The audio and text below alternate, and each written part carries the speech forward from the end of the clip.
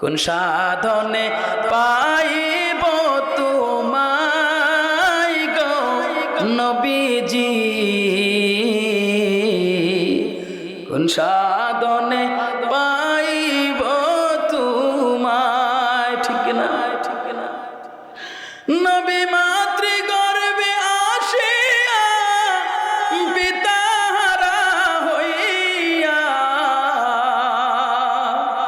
ইতিম রূপে আসলেন ধরায় গো নবীজি,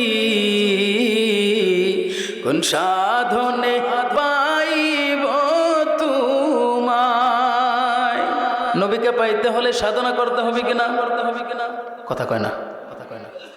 কোনো কিছু সাধনা ছাড়া হয়? কথা কন না কা? কোনো কিছু পাইতে হলে সাধনা করতে হয়, বড় কিছু পাইতে হলে সাধনা করতে হয়। ও মুসলমান, এমন নবীর উম্মত হয়েছি যেই নবীর উম্মত জান্নাতে না গেলে অন্য কোন নবীর উম্মতের কোন চান্স নাই। সুবহানাল্লাহ কইতেন না?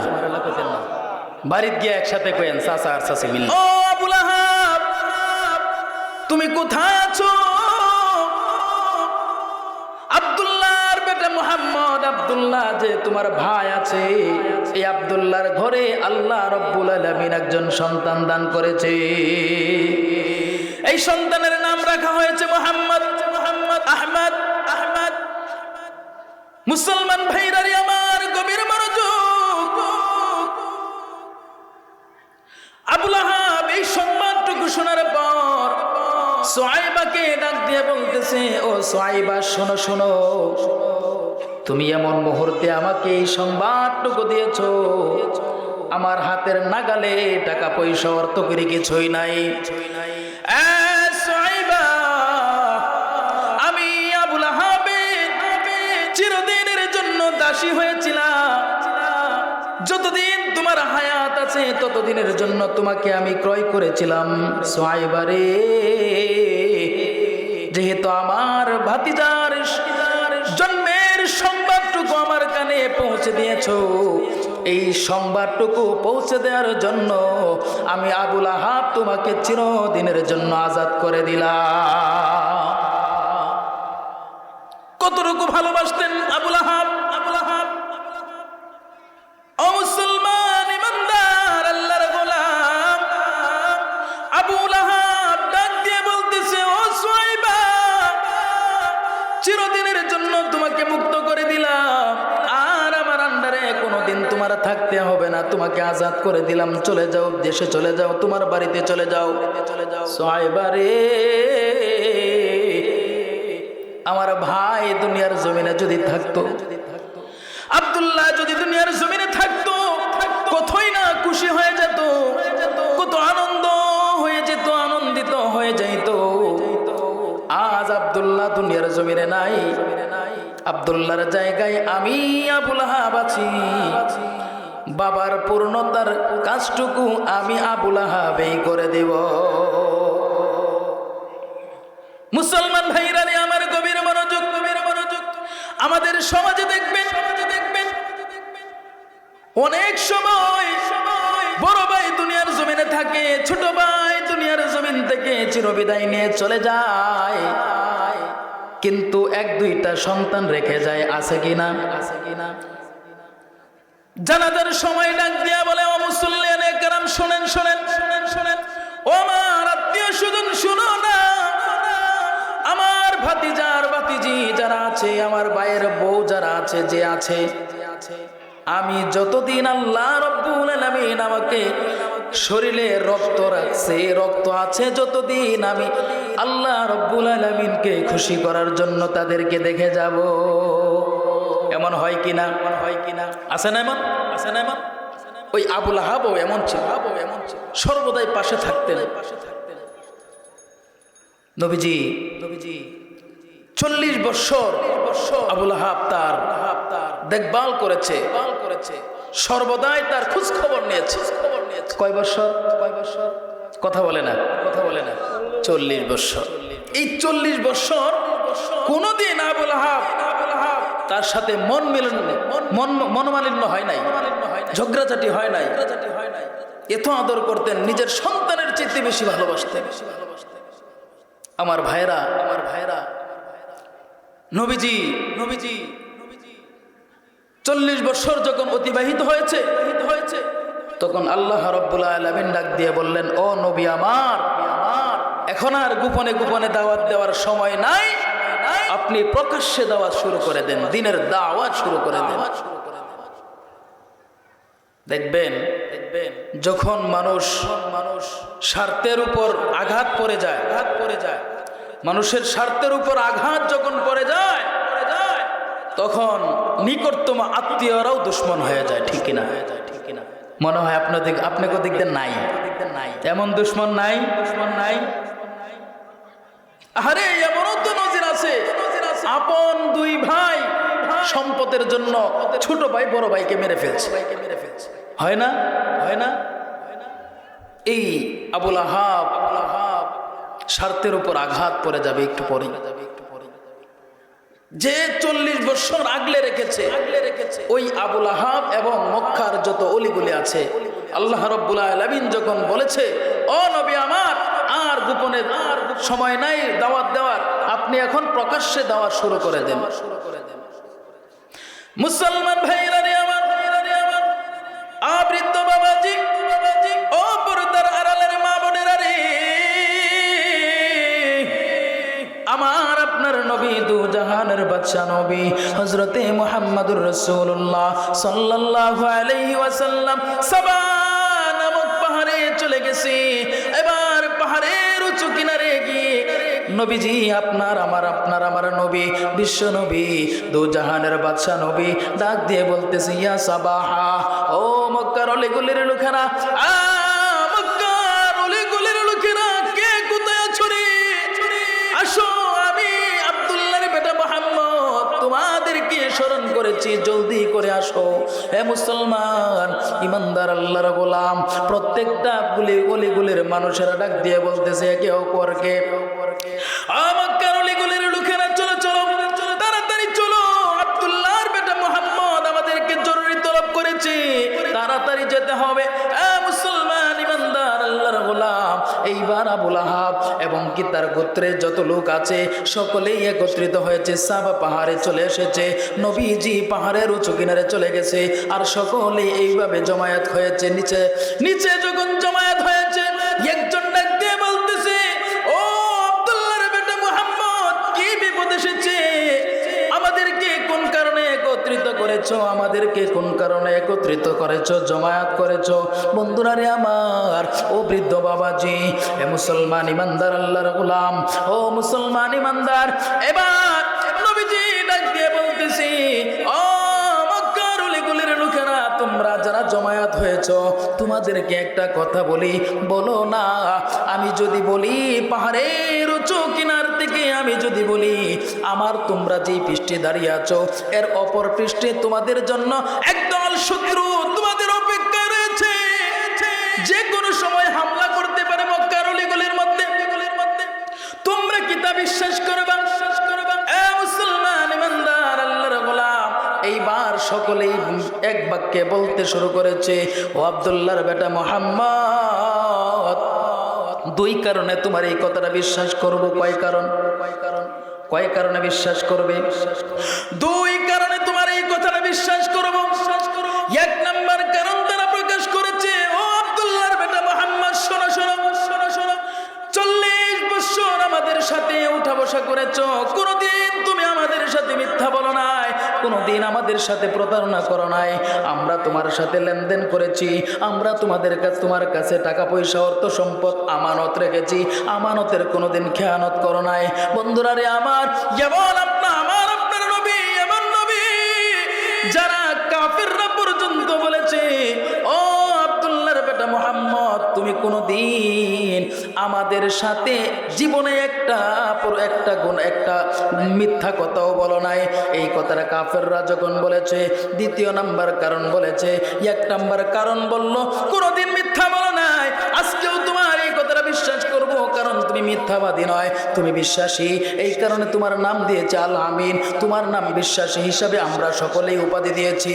ও মুসলমান ইমানদার, এইবার কাফির সম্প্রদায় যারা আছে সকলেই এক বাক্যে ডাক দিয়ে বলতেছে, দ্বিতীয় নাম্বার কারণ হলো তুমি যেই কি উঁচু পাহাড়ের উঁচু কিনারে দাঁড়িয়ে আছো, ও আব্দুল্লাহর বেটা মুহাম্মদ, তুমি যেই পাহাড়ের উঁচু কিনারে দাঁড়িয়ে আছো, ওই পাহাড়ের উঁচু কিনারে থেকে অপর পৃষ্ঠে কি হয়, কি আছে কি না আছে তুমি দেখতে পারো, কিন্তু আমরা পাহাড়ের অপর পৃষ্ঠে কি হয় তা দেখতে পারি না, কারণ আমরা নিচে দাঁড়িয়ে আছি।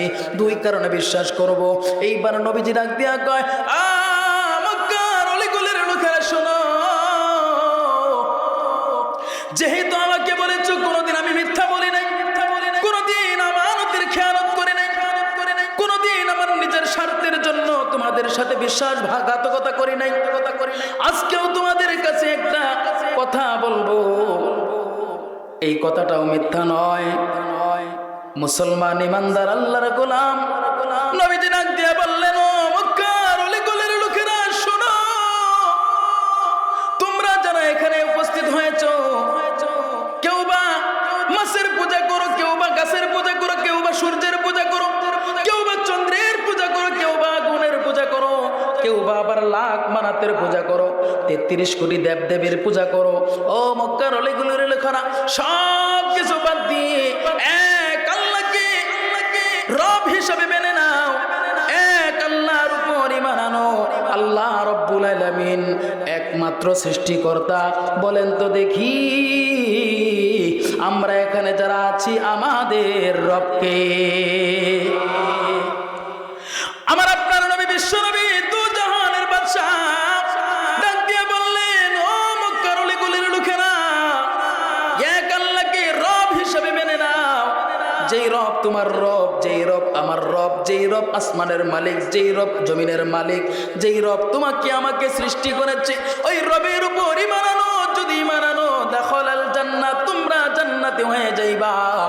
আর আমি আব্দুল্লাহর বেটা মুহাম্মদকে নবী হিসেবে মেনে নাও, রাসূল হিসেবে মেনে নাও, তোমরা কামিয়াব হয়ে যাবে। আস্তে কোন, মহিলারা শুনবো, মহিলারা শুনবো দিকে সুবহানাল্লাহ, আস্তে কইবেন না, মুসলমান ভাইরা রে আমার,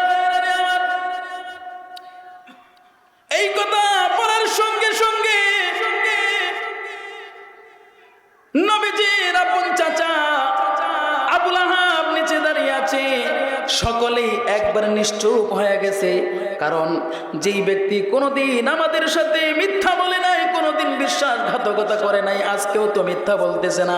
আমরা কেউ পূজা করি লাখ মানাতের, কেউ পূজা করি গাছের, কেউ পূজা করি মাছের, কেউ বা আবার চন্দ্রের, কেউ বা আবার সূর্যের, কেউ বা আবার জমিনের, কেউ বা আবার আসমানের। যেমন পূজা না করে কেউ বা আবার সূর্যের পূজা করে, যেমন সকলেই নিশ্চুপ হয়ে গেছে। আসলেই তো আমাদের রব একজনই হওয়া দরকার, ঠিক কিনা কোন?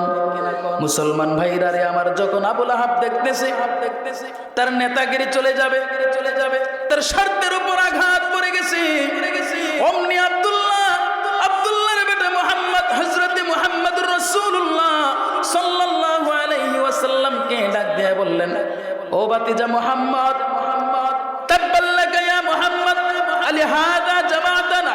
বলেন নাউযুবিল্লাহ, আলিহাযা জামাতানা।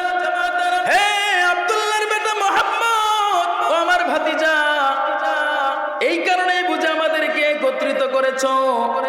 আমরা যার পূজা করি, যাকে রব হিসাবে নতুন খোদার আবির্ভাব করতে চাও, না না, তা হতে দেব না। মুসলমান ভাইরা রে আমার, এই কথা বলতে সঙ্গে সঙ্গে আবু লাহাবের সামনে যে কয়েকটা পাথর ছিল, এই পাথরগুলো দুই হাতে নিয়ে নবীজির দিকে ছুঁড়ে মারার জন্য প্রস্তুত হয়েছে। এ বন্ধুরা রে আমার, অমনি আমার আল্লাহ ডাক দিয়া কয়, নবী আমার, আপনি টেনশন করবেন না, আপনি চিন্তা করবেন না, আপনার কোনো চিন্তা নাই, আপনার কোনো টেনশন নাই। নবী গো, যেই হাত আপনার উপর আঘাত হানার জন্য এসেছে, উঠেছে, আমি আল্লাহ রাব্বুল আলামিন এই হাতগুলোকে ধ্বংস করে দেব। জোরে জোরে বলেন না সুবহানাল্লাহ। তাব্বাত ইয়াদা আবি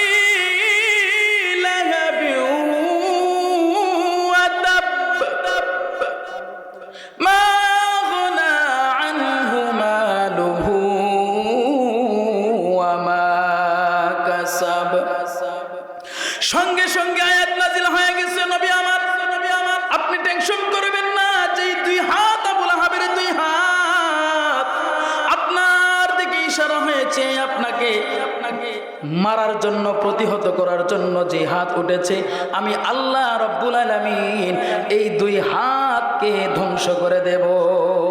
শুধু ধ্বংস করে দেব না, ধ্বংস করে দিয়েছি।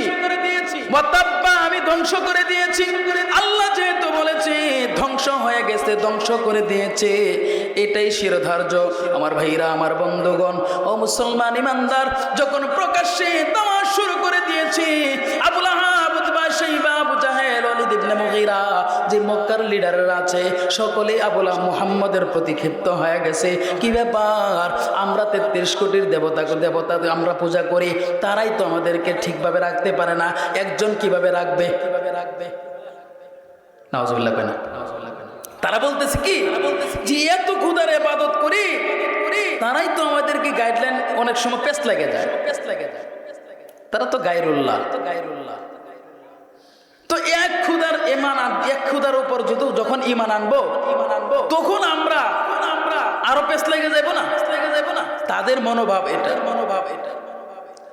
নবী আমার ডাক দিয়ে বলতেছে, ও আমার মক্কার অলিগলির লোকেরা, তোমরা পড়ে নাও লা ইলাহা ইল্লাল্লাহু মুহাম্মাদুর রাসূলুল্লাহ সাল্লাল্লাহু আলাইহি ওয়াসাল্লাম। মুসলমান ভাইরা রে আমার, একটু মনোযোগ দিয়ে শুনবেন। আমার আপনার নবী এখন মক্কার অলিগলিতে প্রকাশ্যে দাওয়া শুরু করে দিয়েছে। কারণ আমার আল্লাহ বলে দিছে, ও নবী আমার, আপনি আর চিন্তা করবেন না, আমি আল্লাহ রাব্বুল আলামিন আপনার পিছনে আছি, আপনি টেনশন করবেন না, আপনি দাওয়া শুরু করে দিয়ে দেন। সঙ্গে সঙ্গে দাওয়া শুরু করে দিয়েছে। মুসলমান ভাইরা রে আমার, যখন গলি অলিগলির লোকেরা একে অপরকে বলতে লাগলো, মুহাম্মদ যেই খোদার দাবিদার, মুহাম্মদ যেই কোরআন তেলাওয়াত করে, মুহাম্মদ যেই ধর্মের কথা বলে, আসলেই তো এটা সত্য। আমার ভাইরা, আমার বন্ধুগণ, মক্কার মানুষেরা যখন দলে দলে মুসলমান হয়ে যাচ্ছে, তখন লিডাররা এবার লিডাররা বলতেছে, বসে থাকার সময় নাই, চলো এবার আমরা মাঠে নেমে পড়ি। কি করব? আমরা সকলের কানে কানে পৌঁছে দিব, মুহাম্মদ পাগল, মুহাম্মদের কাছে কেউ যায় না। জোরে জোরে বলেন না নাউজুবিল্লাহ। কি বলে? মুহাম্মদ পাগল হয়ে গেছে। তো মুহাম্মদের কাছে যায় না, এটা পাগল। মুসলমান ভাইরা আমার,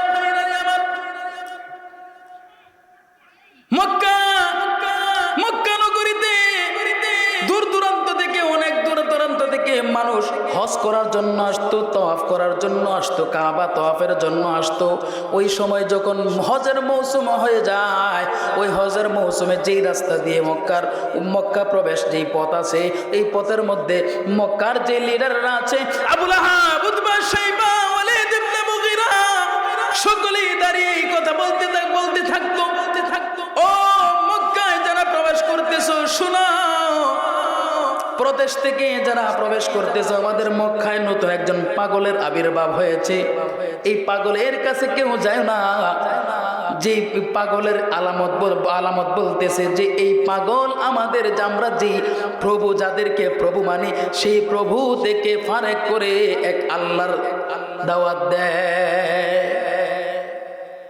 মুসলমান ভাইরা রে আমার, দূর দূরান্ত থেকে যে মানুষগুলো আসতো, এই মানুষগুলো ডাক দিয়া কয়, এ তো কোনো সাধারণ পাগল নয়, এ তো অনেক মহাবড় একজন পাগল। কারণ সাধারণ পাগল হইলে তো বড় বড় নেতারা, মন্ত্রী যারা আছে, তারা তো নামতো না রাস্তায়, ঠিক কিনা? ছোট্ট একটা বিষয় যদি আপনার গ্রামে ঘটে, তাহলে মেম্বার চেয়ারম্যান দিয়ে হয়ে যায়। কিন্তু যদি বড় একটা ঘটনা ঘটে যায়, এমন হয় ওসি ডিসি যারা আছে, সচিবালয় পর্যন্ত এই খবরটা চলে যায় তাদের হ্যান্ডেলিং এর জন্য, ঠিক কিনা? কারণ এটা বড় একটি কাজ, বড় একটা দুর্ঘটনা। তো মক্কার অলিগলিতে, মক্কাতে যারা প্রবেশ করতেছে, তারা বলতেছে কি, যে এত বড় বড় নেতা যারা মক্কাকে নিয়ন্ত্রণ করে, মক্কা নগরীর নেতা, এত বড় বড় মন্ত্রী, তারা কেন নামতেছে? আমার মুসলমান ভাইয়েরা তখন কয় কি, তাহলে যেহেতু মক্কাতে আসছি, এই পাগলটাকে একটু দেখা যায়। যেহেতু এত বড় পাগল, এই পাগলটাকে দেখে যায়। আমার মুসলমান ভাইয়েরা, গভীর মনোযোগ, গভীর মনোযোগ। মক্কার অলিগলির লোকেরা যখন মক্কা নগরীতে যায়, আমার আপনার নবী তো জাহানের বাদশাহ কোরআন তেলাওয়াত শুরু করে দেয়, আর সকলেই এই কোরআন তেলাওয়াত শুনে মুগ্ধ হয়ে যায়। আমার আপনার যেই আমরা যে কোরআন তেলাওয়াত শুনি, আমাদের মধ্যে অনেক কারি সাহেব আছে যারা তেলাওয়াত করলে চোখ দিয়ে পানি বের হয়ে যায়। বন্ধুরা রে আমার, যেই নবীর উপর এই কোরআন নাজিল হয়েছে, আল্লাহ রাব্বুল আলামিন কত সুর দিয়েছে এই তেলাওয়াতের মধ্যে, ঠিক কিনা? যখন নবীজি কোরআন তেলাওয়াত শুরু করে, ইয়াসিন ওয়াল কুরআনিল হাকীম ইন্নাকা লামিনাল মুরসালিন আলা সিরাতিম মুস্তাকিম, এমন করে যখন তেলাওয়াত শুরু করে দেন, বাহির থেকে যে মানুষগুলো আসছে, ওই মানুষগুলো ডাক দিয়ে কয়, এটা কোনো সাধারণ পাগল নয়। যারা এই পাগলের তুকমা দিয়েছে, আসলে তো তিনি পাগল নয়, তিনি নবী দাবিদার। যেহেতু মক্কা নগরীতে আবার কোনোদিন আসতে পারবো কিনা তাও তো জানা নাই, যেহেতু আসছি তাহলে এই সুযোগটা আর হাতছাড়া করা যাবে না। নবীর হাতে হাত রেখে সকলেই দলে দলে মুসলমান হয়ে যায়।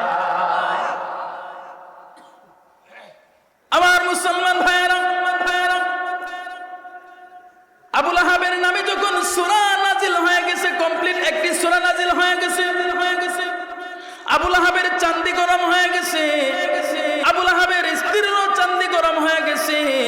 আবু লাহাবের স্ত্রী প্রত্যেক গলিতে অলিতে গলিতে গিয়া বলতো, মুহাম্মদ পাগল, মুহাম্মদের কাছে কেউ যাইবা না, কারণ মুহাম্মদ আমার ভাতিজা হয়, আমি জানি তার বিষয়ে। আমার ভাইরা, আমার বন্ধুগণ, মুহাম্মদ একদিক দিয়ে আমার ভাতিজা, আরেক দিক দিয়ে হলো আমার বিয়াই। আমার চাইতে তোমরা বেশি ভালো কিছু জানো না। আমি বলতেছি পাগল, কারণ ওই সময় নেতৃত্ব দিত তারা, তাদের কথা অনেকেই মেনে নিত। আমার ভাইরা, আমার বন্ধুগণ, আল্লাহ রাব্বুল আলামিন ডাক দিয়ে বললেন, নবী আমার, এই আবু লাহাবের স্ত্রী উম্মে জামিলও জাহান্নামে প্রবেশ করবে। এই উম্মে জামিলের নামে যখন সূরা নাজিল হয়ে গেছে, প্রথম 3টা আয়াত আবু লাহাবের নামে, এরপরে 2 আয়াত উম্মে জামিলের নামে, তার স্ত্রীর নামে, স্বামী স্ত্রীর নামে, পুরা কমপ্লিট একটি সূরা যখন নাজিল হয়ে গেছে, উম্মে জামিল তখন তার ক্ষমতার দাপটে, আমার ভাইয়েরা, আমার বন্ধুগণ, নবীজি যখন আবু বকর সিদ্দিকের সাথে, আবু বকর সিদ্দিক রাদিয়াল্লাহু আনহুর সাথে মক্কা নগরীতে যখন শুয়ে আছে, তখন ওই উম্মে জামিল দূরে থেকে দেখতেছে আবু লাহাব, হযরতে ওমর, হযরতে আবু বকর রাদিয়াল্লাহু আনহু এবং মুহাম্মদ ওই জায়গায় বসে আছে মক্কা নগরীর চত্বরে। আমার ভাইরা, আমার বন্ধুগণ, কাবার চত্বরে উম্মে জামিল চলে গেল। অমনি আবু বকর সিদ্দিক রাদিয়াল্লাহু আনহু ডাক দিয়া কয়, নবী আমার, ওই যে দেখেন, ওই যে মহিলা আসতেছে, আবু লাহাবের স্ত্রী আসতেছে, হাতের মধ্যে একটা পাথর আছে, হয়তো আপনার উপর আক্রমণ করার জন্য আসবে। আমার ভাইরা, আমার বন্ধুগণ, আমার ভাইরা, এইবার নবী আবু বকরকে ডাক দিয়া কয়, আবু বকর, আসতে দাও, কোনো সমস্যা হবে না। যখন আসা শুরু করবে, আমি আল্লাহ রাব্বুল আলামিনের কালামুল্লাহ তেলাওয়াত শুরু করে দেব। ওয়া ইযা